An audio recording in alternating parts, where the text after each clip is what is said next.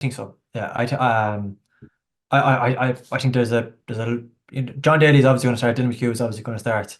It's very hard to make a case against Johnny McGrath after the league he's had. Mm. Jack Lynn has come back in, has done really well. So you're talking about Sean Fitzgerald as of now with the jersey is his, I think. So you're left at one spot there. I think Liam Silk. So that gives you some great options to come in. Daniel Farty will fight for his jersey. Kieran Malloy will fight for his jersey. Sean McCarron. That's where you finally start to see that bit of developing depth. To the Maroon White Pod. This week, I'm delighted to be joined by Maurice Brosnan to look back on Galway's comfortable victory where they simply hammered London at the weekend. Maurice, can you take anything away from that result against London over the weekend?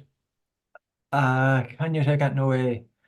Um, I Not really. There's a couple of small things I suppose that you would maybe read into about players' positioning or the manner we scored a couple of goals, or even just a small, couple of attacking strategies, and you're starting to see a bit of same patterns, very similar goals. Especially the first four goals are very similar, but by and large, no. Like it was an exercise in, as Park said after the game, it's an exercise in ticking a box. If you hammer them, you're expected to do it. If you're anyway struggle, people are saying you were expected to do much better. So to a certain sense, it's a no win. We're talking here on Tuesday, so like post game immediately, you're nearly kind of down about it because you're looking at it and you're saying, but geez, John Maher, we didn't see him since the Kerry game, and Johnny Heaney pulled up, and Tom O'Callaghan, who has just had a miserable few months, comes on, scores two goals, and then he's gone off again, and you're thinking, how is this not ending, like this never ending injury focus? But thankfully, all the talk since is that there's nothing too serious, and the two lads are pulled up okay in the days after. So you kind of cross your fingers and hope that the squad is gradually getting healthier and they've ticked that box and it's full bore for Sligo now. The score in 521, the biggest positive. Yeah, potentially. Yeah, I suppose it's kind of it's a weird. I don't know. I thought after Sweeney's goal, it was 11 points to three at that stage, and you're playing with a gate of a win. You're thinking, okay, maybe there's a chance that this game stays kind of competitive, and then that goal went into it, and I don't know about you, Paul. I just thought the life went out of the game after that. Yeah. It gets to a stage where after 50 minutes, there's five goals in, and you're urgently checking what's the biggest score deficit that Sligo ever conceded in Connacht Championship to see are they gonna.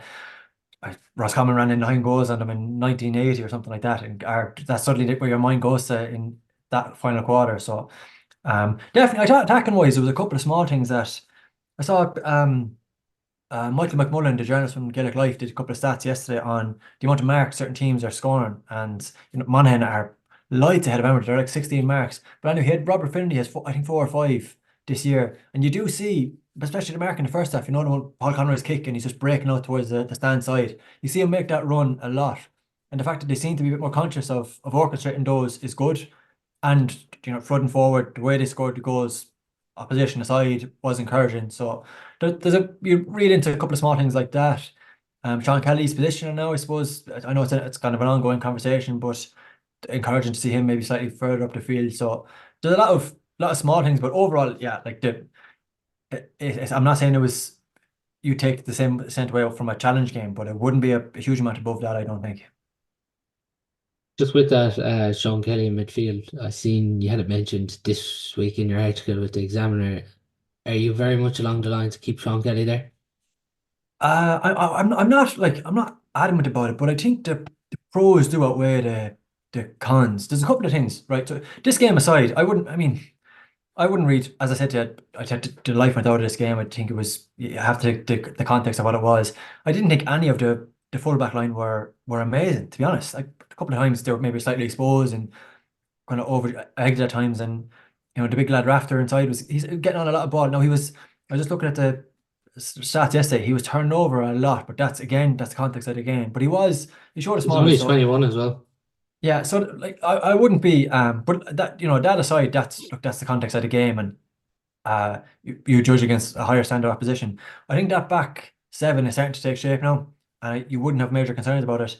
And definitely when you consider what Sean can do going forward, the fact that he broke in as a wing forward under Kevin Walsh, I think he's effectively played in every single line for Galway at some point or the other. We all saw what he can do going forward with Moy Cullen. The lack of a burden defensively, I think, would be a good thing for him.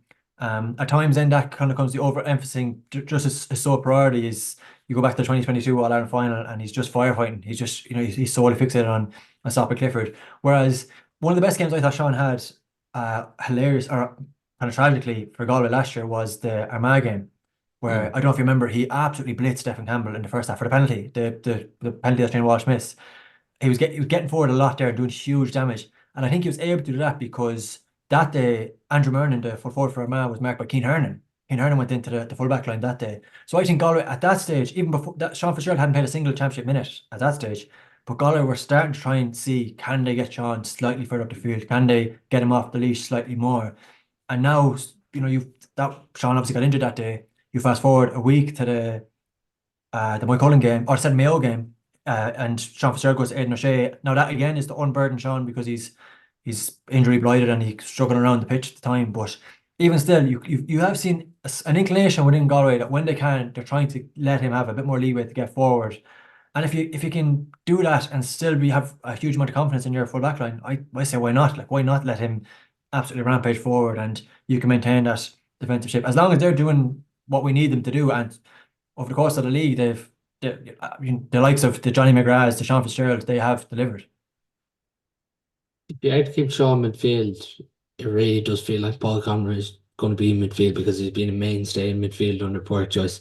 Then you have options then because John Mayer has been injured. Keane Darcy really good the last day, plays 11, but does kind of drop deep into that role. Where does Killian McDaid come back in? There's a real competition there then. Yeah, that's the luxury. That's the moment we're all waiting for when we finally can have those four or five options. And no matter what happens, this idea that in 2022, when it was ultimately the lack of depth that cost them, if all of them are fit, that's you're they've ticked that box. You've absolutely filled that problem. A couple of small things there. McDaid, the year when he had his best spell, that 2022 year, as far as I remember, he didn't go into midfield until after the championship. He was actually playing as sometimes as a wing back, sometimes as a wing forward, kind of throughout that year. Up in the Roscommon game, the kind of final in Pearse Stadium, they started to kind of you saw him go to the centre, and that became his position. But he can absolutely do that role. And when you look at maybe the one thing that has cost Galway a couple of times, I think they've struggled to deal with the athleticism of, especially against Mayo, their half back line. That has come on top of them a couple of times. So if you could, I mean, if you're worried about Paddy Durkin, who's had, is it three man of the match games in a row against Galway? Have you got a better matchup in the Galway squad than someone like McDaid? He absolutely tipped that box. John Maher has been, like, probably is he the most dependable Galway footballer over the last 12 months. He just consistently empties stuff. He hits that mark every single time it's asked of him. So he absolutely gives you that luxury. So then, yeah, you can see that gives you a bit of freedom to see what exactly you're going to do with Sean. All of this is, look at Paul, all of this is injury dependent, isn't it? Yeah. The reality is, what do you, I think if everybody was fit, it's a real challenge to pick a team, but the reality is it very, very rarely pans out like that. You look at the boys who are missing now, Comer, Walsh, McDaid. How many times have they actually played together, bar 2022? You go back, McDaid came back from Australia, he had to struggle with his ankle injury. Comer had obviously the foot and the so Stevens the rigmarole that kept him out from a whole Connacht Championship. So you're trying to pick and choose that. If you had the majority of your players available, you could kind of be a small bit flexible, and that's all you want. You just want trying to get to stage where you have options would be a very a very promising thing, and it'd be a complete luxury compared to what management have been dealing with for the last 4 months. Just the sense there is a bit of hope now when we hear Porrick the last day talking after the match about some of those injured players, some of them expected maybe to be in the match day panel. We probably didn't hear much positive talk on the injury front before after the London game, really. Yeah, so I suppose there's kind of a couple of different things in that. There's if you go back to last year, Galway obviously announced the squad. They announced the championship squad, kind of a 40-man squad before the start of the championship, and they're obviously not in a position to do that now because of their dealing with their injuries. So you're kind of relying on a bit of hearsay, and you might hear a couple of soft talk about the lads who are coming back. There would have been a bit inclination, right, that Silk was coming close when he was coming, and maybe had a slight a setback, and then finally came back and has come back seamlessly. The likes of Jack Lynn as well. You're starting to hear the same thing about maybe a couple of other players. It sounds like Sam O'Neill is very close. It'd be great to see him at some point, whether that be in a league game this weekend or and involved in the squad for the Sligo game. All again, going back to this idea of just developing options. So it sounds like all the inclinations are that things are starting to move relatively positively. I suppose there's a cohort of kind of squad players who we haven't seen in a while. The Patrick Kelly's, Paul Kelly was in a boot obviously in London, so you probably expect it'd be a slightly longer before we see them back on the pitch. But in terms of the mainstays, in terms of Comer, of Walsh, of McDade, they're the ones that you're kind of hoping to see back. And this was the first time I'd say all year really that Cork was some way positive about it. I thought in terms of that Mm. he would kind of relentlessly bang the drum post game that they're not close and we won't see them anytime soon. And finally, there was a bit of give there that even if they're just back involved in training and back doing some running, that's measured progress. So yeah, fingers crossed. It bodes nicely that you've got this is kind of a funny window in the season for Galway. This is their lull effectively. This is kind of you've got a lovely bank of a game that isn't going to take 100% of your priorities away. 2 weeks to build into the Sligo game, a nice little gap into the continental, and then fingers crossed you've got a healthy squad and you're all ready good to go for the Sam Maguire series. So despite how much of a frustration it was, the league, it could slowly start to come together over the next couple of weeks. Just when we were talking about the midfield options, do you see the back six staying the same As throughout the as year? as from the weekend, yeah, I think so. Yeah, I think John Daly's obviously going to start. Dylan McHugh is obviously going to start. Very hard to make a case against Johnny McGrath after the league he's had. Mm. Jack Lynn has come back in, has done really well. So you're talking about Sean Fitzgerald as of now with the jersey is his, I think.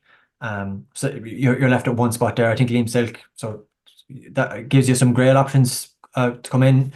Daniel Farty will fight for his jersey. Kieran Malloy will fight for his jersey. Sean McCarn. That's where you finally start to see that bit of developing depth. But as is now, from everything we've seen, you're trying to. I'm sure we all have one or two that you take issue with. You'd want this, want to see somebody get a chance. Thought it would have been nice to see Conor Farty at some point over the last couple of months, but maybe they're just. But when there's so many injuries elsewhere, you just want to rely on experience. But from what we've seen so far, I think that 1 to 7, they stick with that as much as 1 to 8. I suppose Paul Conroy's going nowhere either. But you'll see that as much as possible, and you might see, as I mentioned, depending on availability, you might see a bit of flexibility. You might see players move up a line or stuff like that. But in an idea sense, I think that's their back six now. Yeah. Just someone I want to touch on from the weekend, Bart. I thought he should have got man of the match at the weekend, Keane Darcy. I thought he was immense against London. Since making that move to Ballyboden for Keane Darcy, do you think it's improved him as a footballer? Um, I don't want to be unfair to Carlos Ryan either, because I saw him play a league game before he moved. The last league game he played, I'd say, and he was excellent that day. So I don't want to be, but there's a couple of things, Paul, right? You would notice this a lot. I Mm. definitely think that helped his case that he was playing well in the Dublin Championship because this is just a natural thing. We all know it. When a player is away or when they're out of the picture for to a certain extent and we're not seeing as much, their reputation just enhances. Whether even if they're not playing necessarily that well, do you know? It's just a Mm. natural thing. A fella is injured, he's missing for a long time. You all kind of long from. So that fed in. Plus, he came back in, and anytime a bit like a John Maher, anytime he was asked, he hit the mark. He did what was asked of him, which is from a management perspective. And then there's another thing as well, and I would notice this in the league. Part of the reason I think that Galway are so they're latching on to Conor Gleeson in goals, and a lot of the reason that they're made selections or brought in Oran Burke, for example, is because they love, especially Cian O'Neill. He loves the long kick out. He loves a boomer long. It's a big thing for him. Something they believe in a lot more than maybe other teams who would just be more about hands-on ball. So if you want to play that game, you need options, obviously. And a huge kick out target for him in 2022 was Patrick Kelly. It was one thing that he was, just looking from a raw numbers perspective, he was kind of a go-to target a lot. He was somebody to aim for. And I Cook think it was a last year as struggle for well. him. And well, Coke Yeah, to a certain extent made up for that void last year, yeah. but it's a big struggle to fill that void. And you would definitely notice since Darcy's come in, I thought especially against Dublin, the amount of times they went to Darcy. They clearly have he fits a profile of a player they're very, very keen to get. So I can understand why they seem to, as from a manager perspective, I'm talking about here now, seem to have latched onto him as much as you can. And then you just look at the weekend, very, very selfless player. He created a goal before he actually scored his own goal. The points he kicked, I'm not sure many people thought he had that in his locker, Yeah. kind of swinging around on the inside of his foot. So, yeah, I agree. You have to give him a huge amount of credit for coming back in, for making a mark as quickly as he did. And I think it's probably a credit to players like that the league wasn't a complete and utter disaster, and that they've got to this point now where suddenly you're starting to be slightly more optimistic about the squad as a whole, I think. Yeah, particularly when he missed out too on 2022. That was definitely tough for him. But along with Darcy, O'Neill and Ucaron playing at the weekend, the league campaign, we talked on the podcast a lot about how it was tough for all these Galway players coming in as new players, and they're not with the experienced players. But you can see now, even from the weekend, that league campaign is now standing to the likes of a Darcy, O'Neill, and Ucaron. I'd say you got some fill up from it. Like in the moment, it's just we at the Connacht Championship launch was on whatever it was 2 weeks ago, and John Cannon was up with that, and he mentioned that alright, that it's a credit to those lads that they managed to preserve their status in Division One. But it would have been nice if they had the luxury of playing them alongside maybe even one stalwart. Like I think Killian Karen is there. Since the end of the under 20s last year, he's been in that squad. I don't think he's been on the same pitch as Damien Palmer once. Yeah. Obviously, like Damien missed the Armagh game when he came on for his debut, and hasn't played a league game since. So stuff like that, it would be lovely to see a guy like that with a foil inside, and how that dynamic would work. But look, I agree with you. It's a credit to them that they have filled that gap while it's been asked of them. Speaking of for Portland, I thought again Robert Finley has been a major plus this year. Was creating goals. I mentioned the mark earlier. He set up was kind of integral to 2 goals, including the Sweeney's first one. To see him back fit now is really, really encouraging after the frustration we probably all would have had last year, and kind of winning. You saw him turn it up at his club, and then it's just never quite got there for Galway, and you're always kind of hoping to see more of him. So the fact that he is that bank and seems to have bounced back very well from the dead leg he had during the league is encouraging as well. So look, we're coming up with a lot of positives here, Paul, which is good. It certainly makes a change from where we were a month ago. For sure. Just before we finish on the London game, because obviously there's a bit to touch on about that Sligo game and where it's going to take place. I had Owen Walsh on the podcast Yeah. last week, and it was just fascinating to hear him talk, and fascinating too for an inter-county captain to come on a podcast a week of the championship game. It's not something you see a lot, but the dynamic of him and Sean Kelly both being from the same club, captaining each other, thought it was a really nice dynamic to have in a Connacht Championship game. Yeah, I presume everyone has seen it at this stage. There's a savage sports file picture of the two boys on the pitch afterwards together, just having a laugh. Yeah, it's kind of like as all the publicity it's got, it doesn't make the story any less remarkable that so you I'm sure we all saw the pictures of when Sean was playing with him all those years ago, and a lot kind of more of a wiry young Sean on the pitch at the stage, and to see it come together, that's probably why, to a certain extent now, right? Like, why I'd be reluctant, this idea that maybe we need to diminish the overseas championship games, or do New York and London have to play in a playoff to get into the Connacht Championship. Like, there's something to be said for just that sense of occasion, or to see, as much as I'm sure a lot of people this way would roll their eyes at it, to see the scenes in New York as well. There's everything that comes around the game as well as there is the game. So There's I'm reluctant to. always a certain amount of intrigue. Well, I find anyways with London and New York just to see who they have. Yeah, big time. And you're waiting to see who's going to be involved in panels. And when I had to kind of launch, that was the first question. One of the first questions that I asked Alan O'Mara was, who's involved. And you're looking at it from a goal perspective when you're trying to get the confirmation that Donny Glynn definitely won't be playing for New York this year. But yeah, there is that kind of that level of intrigue, and the trips. And in fairness, I was very jealous looking at to see the scenes, the amount of people that were over there, and just the crack that was around it. So. Yeah, look, it's another layer of why I think those games do have slightly more significance than just purely utterly the football itself. There's more to it. And from a London perspective, the fact that they're in the Tattoo Cup and will get a chance to, you have to think about it, Paul. Like, they couldn't train on a full size pitch. Like, Yeah. it's a absolute nightmare realistically trying to prepare for a championship game in the circumstances that they're dealt. So I think the fact they'll be able to build now for a Tablets Cup is encouraging as well. So yeah, look, it's part of the I suppose the allure of championship as an occasion that should be preserved really. So with this Galway are playing Saturday week as we're recording, we don't know where yet. It could be announced after the podcast goes up, or I'm sure it'll be announced during the week. But to take, I suppose, your journalistic hat off and to just ask you, where should this game be played? Where do you think it should be played? Oh, what a question. Um, so I'll explain this first, right? Just so that the people understand where we are. Yeah. There's a home and away arrangement in the Connacht Championship. So the last iteration of this fixture was supposed to be 2020. Sligo were supposed to play Galway in 2020. That game, Sligo conceded it.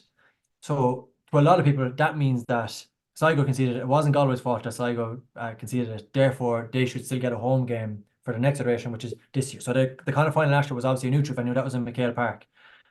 So by the home and away arrangement, does that mean that Galway should get a game this year? The thing I can't get away from though, Paul, is that I just think you have to kind of be objective about this. And that wasn't Sligo's fault either. It definitely wasn't Galway's fault, obviously. But they had a COVID outbreak in their squad that week. And I think there was a strong case. In hindsight, it varies. The world was upside down. None of us knew how it was going to, but looking back in hindsight, they had a strong case for that game to actually be postponed. And they would have fulfilled it. Yeah. They absolutely would have. They were kind of keen to maybe, and I don't know if you remember, there was actually a 2 week window there already between that semi final and the college championship, the final. So I think that maybe, and that now I know anytime you asked a county official at the time, they were absolutely adamant that every single county would have been treated the same, and they wouldn't have made an allowance for just because it was a massive underdog. That wasn't a factor whatsoever. They just weren't able, in a position to make an allowance. This was the reality of a COVID championship. However, you fast forward and you look at our own circumstance, for example, in 2021 and what happened with their semi final, and I would have a lot of sympathy for the situation Sligo found themselves in that circumstance. And it's worth saying as well, Keelan College, who was telling us about that, the Sligo footballer Keelan Colley, who came on to the sub Yeah. against Leitrim this weekend, was telling us before the Leitrim game that there was part of his like massive disappointment around that game was A, the fact that they couldn't fulfill it. Obviously, there was the COVID outbreak, but B, there was a lot of lads in the panel at that stage who were new to the group. They were, that was kind of a start of a new journey, and that was going to be their debut, that 2020, and that game was pushed, and Sligo kind of regenerated again went into 2021, and there was a cohort of players who missed their chance, who never actually got a chance to make their debut, which understandably is a huge frustration that you'd feel like a massive disappointment for that group. So you boil all that down and you consider it all. Like I think Sligo have a case, obviously, that the game should be played in Markievicz Park. I interviewed Tony McAtee I was in Carrick Shannon on Sunday for the Sligo Leitrim game. I interviewed him after the game, and he was very bullish. I thought that, he expects that to be a home game. They're very much looking forward to playing Galway at home because they don't think Galway have gotten any weaker from last year, whereas they like to think they've improved. So can they come a bit closer than they did in the Connacht final? So I think you have to try and be fair about this stuff. I can see why maybe Galway people are looking at it thinking we didn't do anything wrong. We deserve to have our home game. If it was a circumstance, I think the one thing as well, if this game was, let's say, for example, it was going to be played in Tuam, then there's a really strong emotional attachment to get. Tuam deserve the championship game, and that would add to it. But if it's a choice between Pearse Stadium and Markievicz Park, my honest opinion is I think Sligo should probably get the home venue.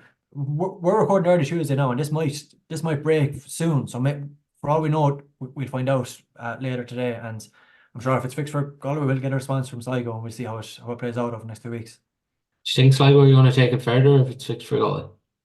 I don't know, but I asked.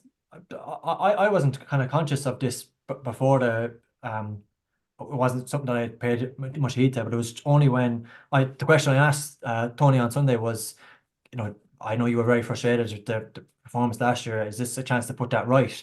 And immediately he started talking about the fact that what a big thing for them would be if they could get it in a home venue, and maybe that would make the game a bit more competitive. Now he said openly to me, nobody expects Sligo to beat Galway. It's probably a stretch, but it's just That about for was them. It's interesting. about, yeah. No, in fairness, it is interesting, and I'd say I'd be very curious to know how the players honestly feel when they hear their manager saying that. But to his credit, right, Tony McAtee always speaks the same way there. He's as frank, and he's totally refreshing to talk to. Like I get it.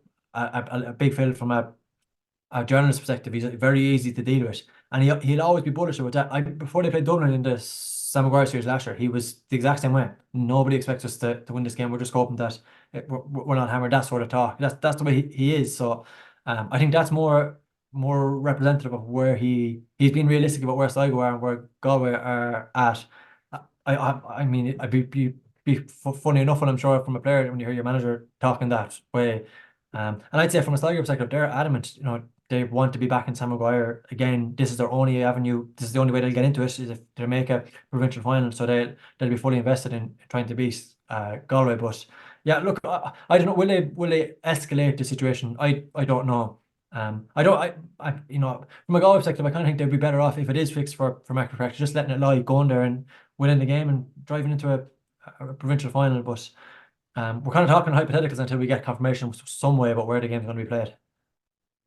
There would have been a couple of people that would have given Sligo a real crack when you looked at Galway's injuries not returning and to maybe give them a small chance. But when you look at their injuries of their own, Pat Spillane, Luke Towie, and Jack Lavin didn't play for Sligo at the Sunday, weekend. yeah. They're big losses. Massive, yeah, yeah, yeah, huge, and especially Luke Tout. Now, I should be said their halfback line, even without Luke, they've got serious driving power there. Like Darragh Cummins, Nathan Mullen, and Paul Kilcoyne was wearing 13, but to my eye, he was playing as a wing back, and they outscored. They Leisham just could not live with them. Leisham were decimated now, obviously. Like there's a broader conversation there, but I mean they had a match day panel of 22, Paul, like 22 Yeah, people, crazy. which is just it's kind of crazy. So but yeah, there are big losses. There's a couple of interesting things. Owen Smith from the 20s has come in. He's starting to make his mark. You want to be fair to a guy, you don't know maybe overhype him or anything, but geez, Canis Mulligan, a lot of us would have seen him in Sigerson with NUIG, Yeah. so it become no surprise to people around this way. He could be excellent. Now he's a 6 foot the 20s, and he was obviously centre back with NUIG, but he's playing as mid. They need him. They need another midfielder for Sligo, and that's where he's playing. And he was comfortably their best player on Sunday. Anyway, that's his championship debut. So from that perspective, that's a big improvement you would think from last year. Slow. They're a bit more slow about seeing the 20s, despite the success they had coming through, because Andy McAtee has nothing to do with them. He doesn't see them. There's an arrangement there where until lads are finished with 20s, they don't come near the senior setup. So that, as a consequence of that, it's going to be a bit more of a lag in getting them through. But as they slowly start to filter in, you see, the rest of the team is more or less along the lines that we saw last year. Evan Lyons inside is a very good man marker. Aidan Devaney in goals, who a really experienced player. Niall Murphy as inside forward, who definitely needs marking. Sean Carbine, and again is kind of playing as a kind of a half forward role, dropping in as a third midfielder at times. All of them will take minding, but beyond maybe the Mulligans and the Smiths, especially when you consider the losses, not a huge amount has changed from the team that came to that kind of final last year. Just with that, Galway obviously stayed on in London for a few days for a training camp after the game in Ruislip. With the losses Sligo have, Galway's still too much in the Connacht semi-final. To my mind, yeah, yeah. Regardless of venue, Yeah. yeah, I think so. I think like I don't think never got the sense in the league that Galway were in a bad place. I would have never said that. I wouldn't have said they were in a great place either. But the way this portion of the year has fallen now, that you can kind of start to build. You've got these 2 weeks into games, slowly starting to see lads come back. I think they're in a reasonably good place now, that they're starting to get a bit of a feel from it. As you mentioned, even just banana stuff, Paul, like the fact that you get a trip to London, partners had a night in the beer on Sunday night, all that kind of stuff. That lost anthem like that. I think they're can start to gradually build it towards ultimately the crunch time of the year, then it'll be do or die, and you'll be hoping that it'll come together in the next 2 months. But I don't think they're. If you were looking at this maybe a couple of months ago, you say, are Galway vulnerable, and would that Sligo be able to turn over a shock? And then you look at the opener on championship, and you realise obviously you can't take anything for granted. But as of now, I still think they're heavy favourites, and justifiably. Where are we now in the Connacht Championship conversation? As a future competition. No, as Galway as contenders for the Connacht Championship. Oh, great. I'd still have them. I'd have them second, and I had them second from if you asked me in January, I said they're second favourites. I know they're back-to-back champions, and but I still think that if it comes down to it in a Mayo Galway game, just I can't get away from the record against this Mayo team, Paul. It's just Mm. it's inescapable, and at some point you just have to kind of hold your hands up and say until they go and do it. Now the game that changed everything in 2022 was beating Mayo in Castlebar. That was just a lightning rod for the season, and it really ignited their campaign. So you would, if they got a similar win, for example, in that kind of final, I think it could absolutely do something similar. But right now, I'd have Mayo favourites. But at the same time, geez, you could absolutely see Roscommon doubling the dose in terms of what they did to them last year. And the same vulnerabilities, they could literally roll out the same game plan, and you'd still wonder to what extent are this Mayo equipped for it. That's So the thing, isn't I it? Nothing being said about Roscommon's never good. yeah, and I think that'll be now.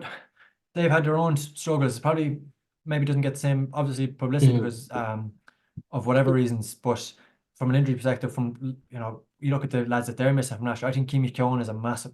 Murta, obviously, people would know that. I think McKeown is a huge loss for them as well. And then Ben O'Carroll is so integral to the way they play. He's been completely injury blighted.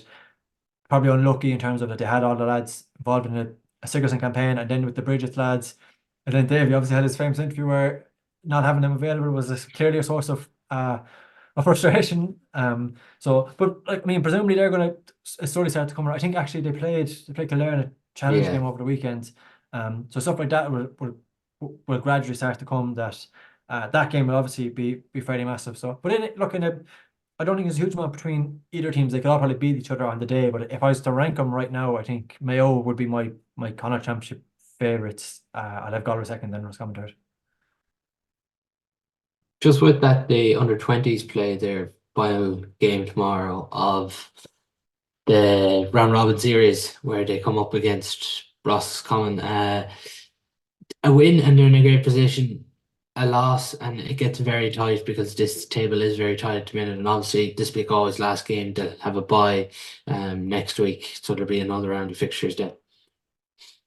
Yeah, maybe I don't know if it's nothing to do with me, but I was in Ballinasloe and wasn't that impressed by the performance that day against Leitrim. And I was Mm. in McKay Park obviously and they lost. And then I stayed away and it all came together. So maybe maybe I'll avoid them for the next couple of weeks. But look, this grade is fickle. It's really fickle. It's a development grade still to a large extent.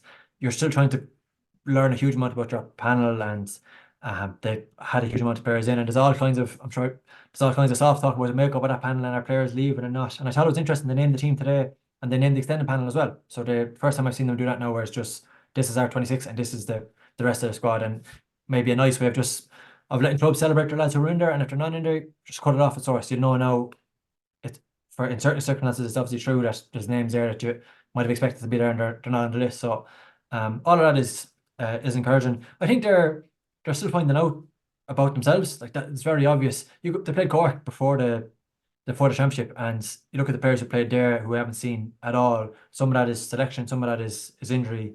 Young Kavanagh from Sawtill, by all accounts, was going really well, and he did his ACL. So that's a big setback. You've got lads who decided not to go in there this year, I think, because of leaving certs and stuff like that. So they're slowly finding their way. That was absolutely the best performance of the year, which is encouraging. You know, if you can keep that trajectory going, you'd be moving in the right place, and you're seeing lads come into that team and start to really tick a box. Like Shane McGlinchey midfield coming in for without having played in the first two games and looks totally at ease there. So all that stuff would have you reasonably encouraged. I think it's Jesus, the cracker of a competition, isn't it? Yeah. As a just the fact it's gone to the round robin, you see Sligo back-to-back champions, Leitrim. Just to go back to it, I know it's easy to this in hindsight. I genuinely did think after that Galway game, they're gonna catch somebody. Like there's a lot of lads who've exposure to senior football, a very physical team, an incredible inside forward in Honeyman. The fact that Foley and McNulty seem to have the backing to invest in that rather than a senior grade, which was obviously a strategic choice that Leitrim knew they're going to end up in a Tailteann Cup, and maybe if they let those lads and the bounce they could get from a bit of success with the 20s would be worth that pain, so to speak. So that Roscommon team look reasonably good. They've got some very good coaches involved there. So as a competition, I think it's pretty encouraging. And from a goal perspective, they're in a pretty good place now. The next couple of weeks could spin it all again, but you're seeing all the things you want to see from twenties. You're seeing a clear pattern of play. You're seeing a lot of progression in terms of certain players. There's huge promise, especially some of those forwards look like they could really catch fire soon. Kind of remarkable, Paul, to look at the amount of lads involved in that squad who've how much senior football they've played. Really Mm. encouraging sign to see. Um, lads kind of playing adult football mainstays already in championship teams. So all of that bodes well, I think. Am I right in saying second and third in the Connacht Championship go into semi-final, first Semi-final, yeah. goes, is it fourth and fifth then goes into B final? Yeah, so I think a part of the problem is too strong a word, but part of the thing with 20s was that I think when you have a cultural championship, which for an underage competition, you actually, even subconsciously, you dictate to what extent how managers approach those competitions. So suddenly it doesn't come necessarily about development or we can pressure that it's all just about one day. It's do or die. Yeah. And I that is so then you're starting to wonder what actually is the point of 20s as a competition to how really is it benefit players to get them from A to B, which is what theoretically we're all trying to do, when they don't necessarily have games, they're not necessarily learning a huge amount about it. It's all just about delivering on a one-off day, and everything is dictated towards that. So I think this has been it's been sorely lacking. I think if you look at it, what it's done for football in Connacht, the Connacht Championship will become a lot more competitive over the next couple of years. When you start to see the McNultys and the Foleys and the young Honeyman from Leitrim come through, and a lot of these Sligo under 20s starting to filter in. Fingers crossed we would to see a more competitive senior championship. So as a broad assessment, it's only been a good thing that we've seen this more games at this grade and a bit more experimentation. And you start to see lads just all they're doing is playing football, which is great to see. It's probably a thing that seniors don't have the luxury because their squad is decimated and they need lads to train. But you have seen a lot of the 20s playing with their clubs as well, which is encouraging to see. I watched I was out in Clannon played Tuam a couple of weeks ago, and Darragh Walsh came on after maybe like 20 minutes for Clannon in midfield that day, and he had played for Galway against Mayo, came on during the week that day. So they're still playing a lot of football, which is an encouraging thing to see. You would have seen players kind of shooting the lights out that weekend and that kind of thing. All of that is bodes well. I think those players are in a much better position than a similar player would have been 10 years ago, for example. I asked you the same question last year when the 20s were playing, about would there be anyone you'd bring in from the 20s to the seniors? Like, obviously, the focus now is going to be the 20s, but is there anyone you've been impressed with that you might just think, like, similar to what they done last year, not going to play significant minutes, but just kind of get them used to the setup? Yeah, so I think last year they brought in four, and I Yeah. thought it was a really good idea and got a nice fill up out of it. And I think they probably will do the same thing maybe at the back end of the year just to expose them to it. So, look, the natural names, I think a lot of people have noticed how reliant they are on Costello and Thompson. That's the two that would stand out to you straight away. I think Jack Lonergan has been a huge player for them. They seem to play through him a lot and try and get him either in six or midfield. So he could be big. But then there's other lads. I look at Jack Foran, what he's done with James over the last while, and how reliable he's been for Yeah. 20s, and he's Steady been operator. yeah, exactly. Like he's really reliable, kind of stalwart in wing back who you could actually see come in and take it up. But beyond that, I think a lot of those lads there, they're progressing nicely. Hopefully, you'll see like you'd love to see a lot of their really good performers over the last couple of weeks kick on with their clubs now, and then that would make a really strong case to get them involved in whatever it is uh, an extended panel or a training group or whatever. So I think like I'm trying to think of lads who would stand out to me last week. Ronan Collar, Conor Heenan and Ronan Collar and the two boys in the forward line have been really good so far this year. Eamon McGrath goes, Jesus, kickouts are like cream. I think I talked to you about him last year as well. Yeah. Yeah, he set out. What a luxury that is for Clare Galway from a Yeah. fantasy perspective. Three, three. Yeah, I don't know how it's a luxury or is it a headache. I suppose it's probably a small bit of both. So there's a couple of really strong candidates, but you love to see I think the structures are there now for these players to develop. The fact that the league in Galway is as good as it is, that they have this as many games as they do at 20s. You'd like to see their progression happen within that kind of framework over the next couple of months, really. Do you expect them to beat Roscommon tomorrow night? I do, yeah, yeah. I thought Mayo should have bet Roscommon in the they drew. I watched that game in the that Ricky old press box at the back of Duggan Park.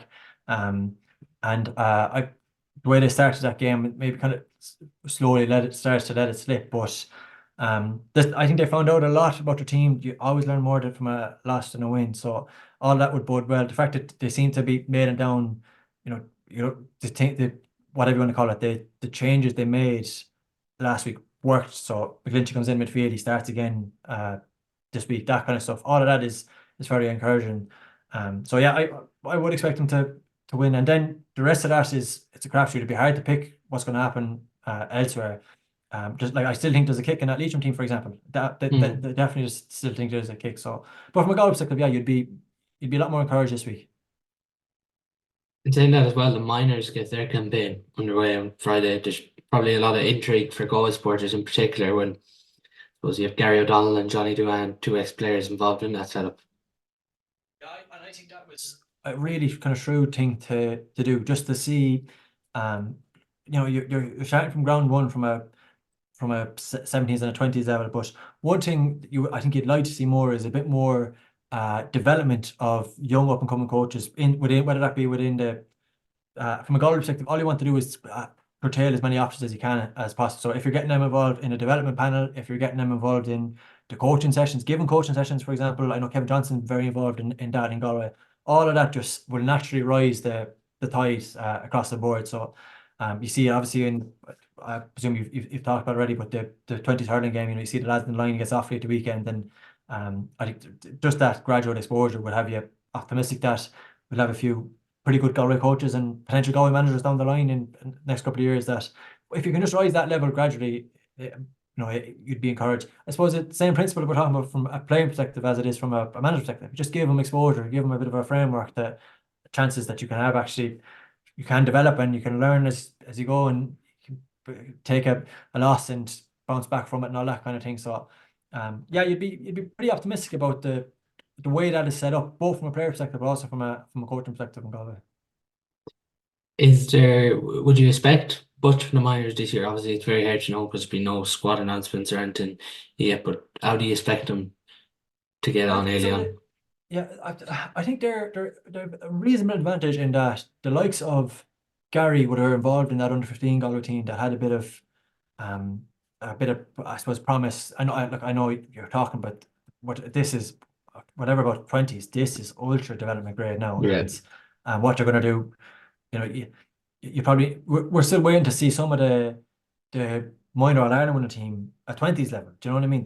So the all of this is just so elongated now from what you expect to see from a senior perspective. But everything from what you've heard from that 15 development panel, I would have seen a couple. They would have used kind of a couple of these 16-year-olds in the couple of the sessions they did out in Loch George with the kind of the coach session and stuff, and they seem to have a bit about them, all right. So you'll be reasonably optimistic, yeah. But I mean, it's just so hard to know, Paul. I have absolutely no idea what the level is elsewhere in Connacht at this grade, whereas you might have a bit more of a sense for 20. So it's hard to read too much into it, really.